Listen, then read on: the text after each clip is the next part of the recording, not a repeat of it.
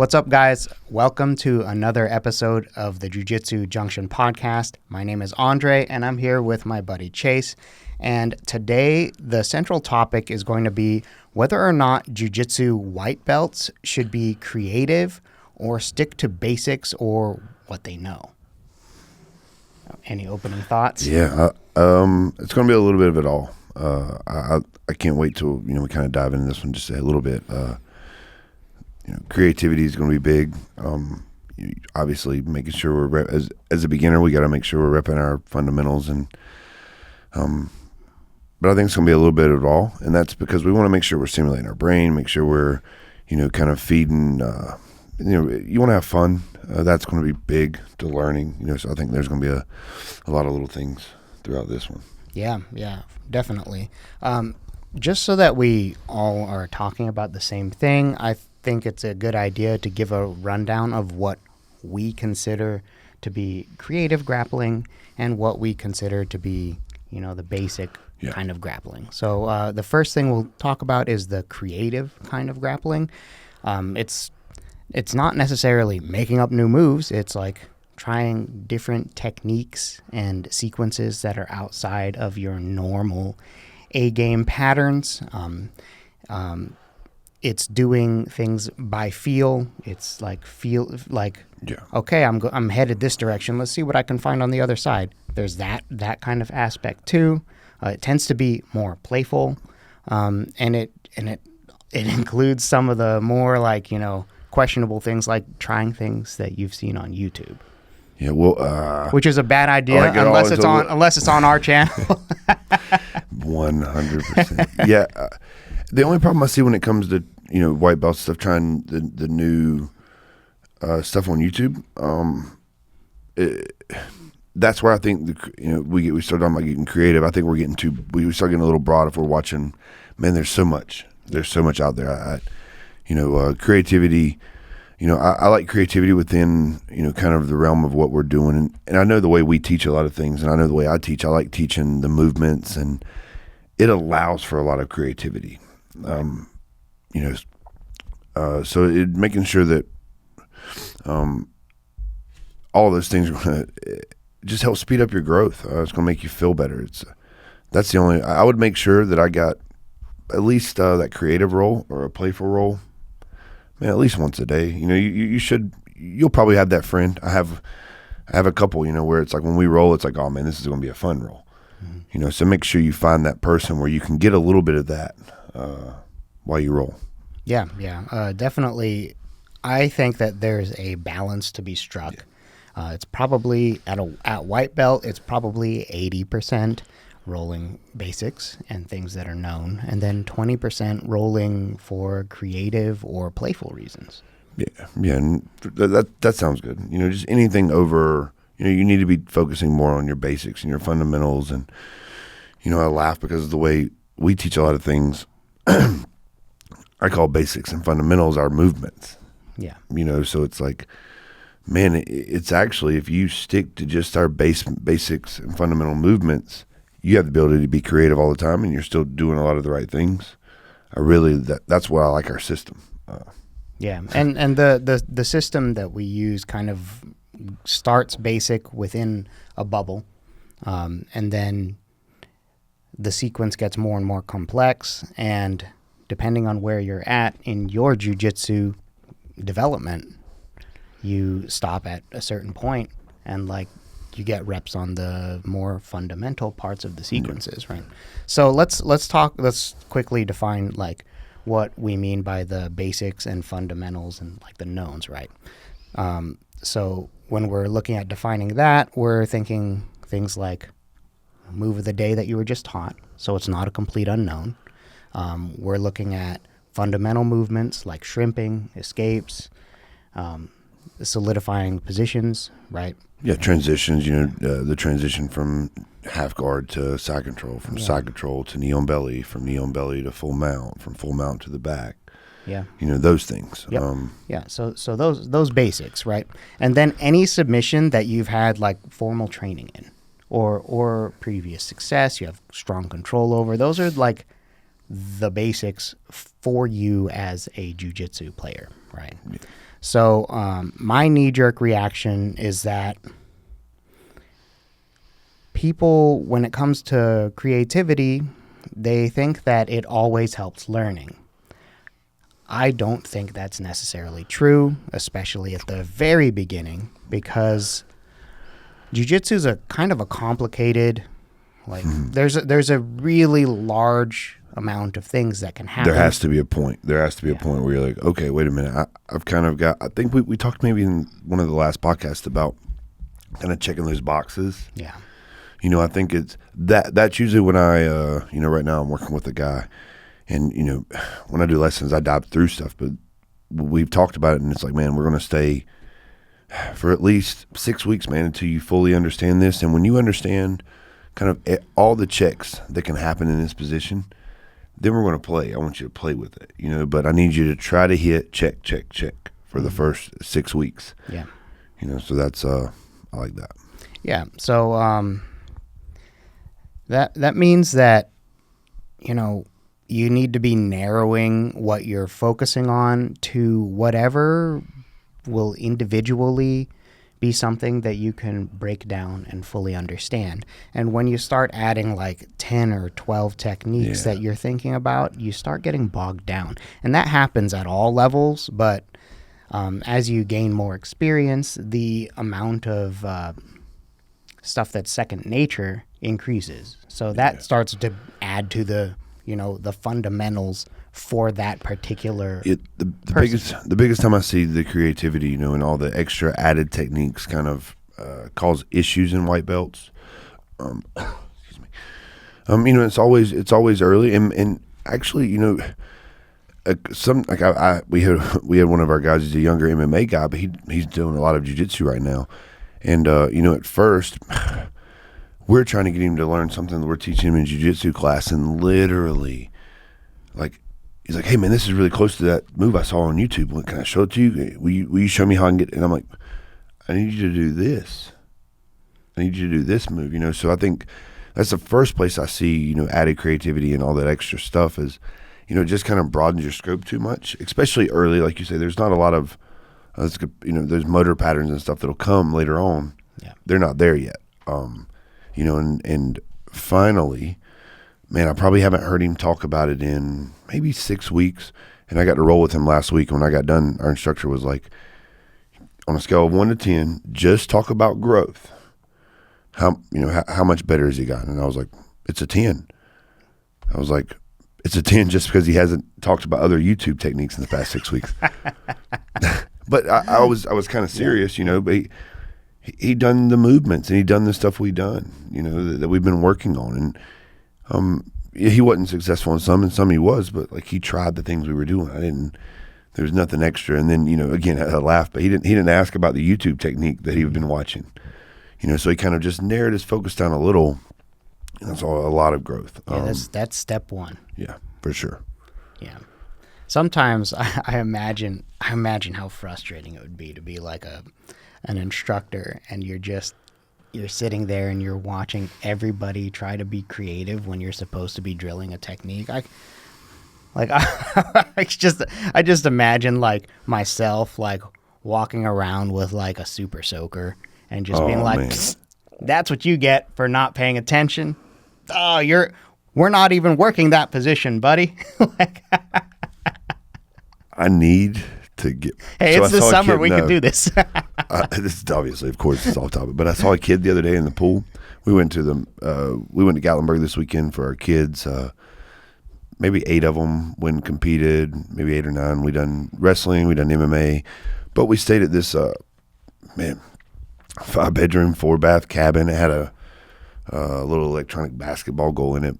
It was nice, man. The kids had fun. But there was a pool, and I just went completely blank because I was about to be really funny. We were talking about super soakers. Okay, the little kid with the thing.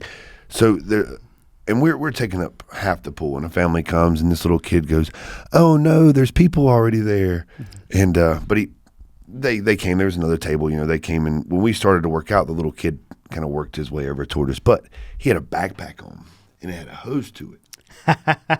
And it had 3 liters of water in the back of it, and he could just pump it and spray with the. Sorry, I was way away from it.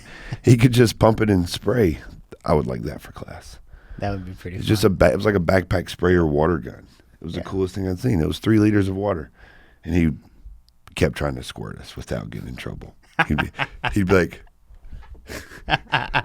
it was good. It made me laugh. That is pretty funny. Yeah, it was good. Yeah. So, I can just remember his face. That's what I was thinking about just then when I lost my train of thought. I was really thinking about his little face because he was just like, when he would shoot over his shoulder, he would look like, did I get up? And he never got us. He didn't even get close to us, but maybe he was just squirting it behind him, seeing where it was going, but it was funny. all right. So we'll get one of those and the next advanced gi class or something when it's really hot. I will need 3 liters of water because it happens all the time. Yesterday, and me and Carrie was teaching, and we had 7 groups of kids. 6 of the groups were not doing what they were supposed to do. And it's like, I'm pretty sure all of them are doing this wrong. So yeah, and they were to the point. Obviously kids are different, but it happens in an adult class because you'll have, whether you've dug in a technique a long time or a short time, people lose focus, and that's what it usually results in. Yeah, you end up back in present time as soon as you get squirted in the face. Yeah, but that'd be good. That's good. I hope we do this. I want to do it. But I did get fussed at, so yeah, I don't know. I could get fussed at for that. Anyway, so like for as far as like back to jiu-jitsu white belts, creativity and doing known things, I think that it's going to be very individual, and you need to try and strike the balance between working on building your fundamental skills. And if you're a white belt, you have a lot of fundamental skills to be building. Which ones they are will be very individual. Like you might be naturally very good at bridge and roll, or naturally very good at shrimping or whatever, but there's going to be some other fundamentals that you need work on. So just do that. Work on the move of the day. Creativity and flow or whatever needs to be integrated somewhat, but it needs to be within certain bounds in order to maximize learning. Yeah, and hopefully we're not talking about just doing BJJ as a white belt, right? Like we're talking about progressing into a blue belt and as a hobby over the hopefully the rest of your life, right? Something that'll fulfill a big spot. So really build that foundation, and you'll have plenty of time to be creative. There's a point in kind of my jiu-jitsu journey where I completely broke away from everything basic and fundamental, and I get to play.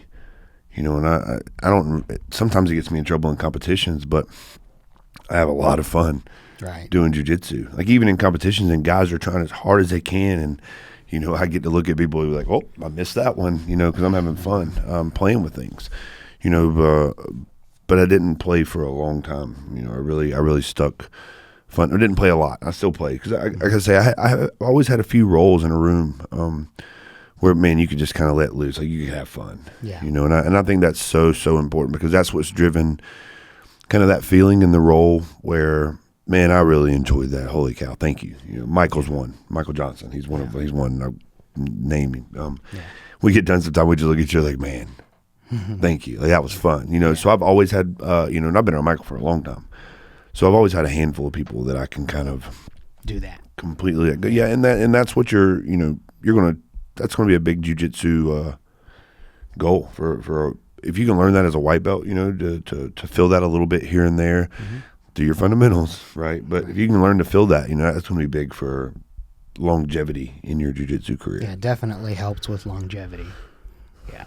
So I guess like to give something a little bit more concrete as far as advice, you can always fall back on repping your fundamentals at a white belt level, because that's kind of what the topic is. For white belts, repping your fundamentals and your knowns is usually a better option than trying to force some creativity a little too early. Yeah. You need to balance the creativity and openness of jiu-jitsu, and that needs to go lower in the percentage of time that you're rolling, and then bring up your competency in terms of structure, fundamental movements, fundamental techniques, right? And that's going to allow you to eventually get into optimal learning and end up able to find flow states in more situations down the line.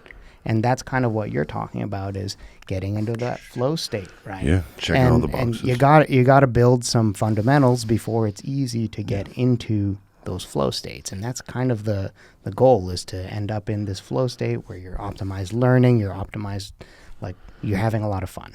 Right? It's funny.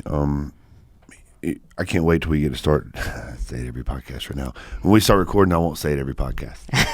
But it's soon. We're like a week out. But I just think, and I can only use my kid. Probably I'm not gonna say his name yet because I don't know how that really works. But absolutely fantastic. But I watched a point where he was rolling at one point, and then all of a sudden, it just became there isn't really any techniques there anymore. But thinking about it, we're talking about pleading white belt, saying, hey, stick to fundamentals as much as you can.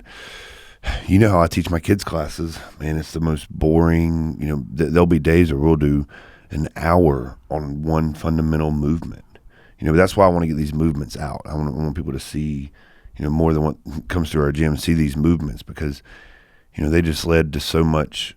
You can see it with that kid. That's all he's done is these fundamental movements. To the death. He never really got. Now he always played with the fundamental movements, but he wasn't really allowed to be creative. And now everything he does is creative. And I think it's because of that solid foundation, those basics and fundamentals. Like there's no holes, there's no spaces. He doesn't leave anything, and if you leave anything, he catches it. I think that's that's where you want to get. Yeah, right? You build that foundation. Eventually, the foundation is going to be so strong that you'll be able to play as creatively as you want to, and be able to get back to somewhere safe whenever you want to, or at least within certain limitations. But that's the idea. Right? Yeah, and then you're playing, so even if you don't, you're like, oh shit, I was playing good. Yeah, right. And that's where it takes it off. Like I love it with this kid. He doesn't lose a lot, but. Man, the few times that that he does, he's such a shrug it off. Like he's like, dang, I almost had that. It's always something like that where like he tries something. There's been a very few times where somebody's really just grabbed him, smashed him, and won. Most of the time we're trying stuff. Yeah. We're trying cool things. We got a $20 move. So he's trying things, trying to be creative to get the moves. And I just remember when that kind of tilted. And it was cool to see it, but I don't know if I was around for when he tilted into that. Oh yeah. Yep. It turned into a problem. Yep. For adults, it's rough. It's a problem for me unless I use 100% of my man strength and my weight advantage. Yeah. And even then, it's still really close. Yeah. No doubt. Yeah. All right. Well, we hope this was helpful for you. Leave a comment down below if you have any questions or comments on, whatever, anything you want to see next. So do your 80-20 rule. It's going to be individual to you, but, if you have to choose, make sure that you build that foundation, but find the balance. Yeah, find the balance. Make sure you don't, the focus goes on your fundamentals. But don't negate, having a little fun and trying to be creative. And, obviously I wouldn't try to be creative if we've been working on arm bars, trying to roll to leg locks. Yeah. That's not, but, I might try to use the arm bar and try to see, I've heard that you can get to the back from the arm bar. So I'm going to try to find out how to get to the back from the arm bar. Mm-hmm. Or I'm going to try to find out how to get to a triangle. And that's kind of that's the type of creativity I would kind of push, the adjacent stuff, right? Yeah. Not you're a kid with Legos, and you're just like, oh, let's see, here's the tools I have. Let's see if I can make this with it. Yeah, that kind of creativity. I definitely make sure you get some of that, but it that works around your fundamental stuff. You're learning that arm bar. You're learning that arm bar. Okay, let's see what happens if I stuff the arm out. Oh, there's a triangle. Yeah. That's okay, because that's stuff that you're going to learn anyway. You're probably not going to create anything that is new, so it's like you're going to be finding things that you're going to be taught at some point. So Yeah. Make sure we focus on the fundamentals and just have fun. Let's touch it a little bit. Yeah. Just a little bit of creativity. Yeah. Creativity around your fundamentals. Anyway, we hope you enjoyed this, and we will see you next time.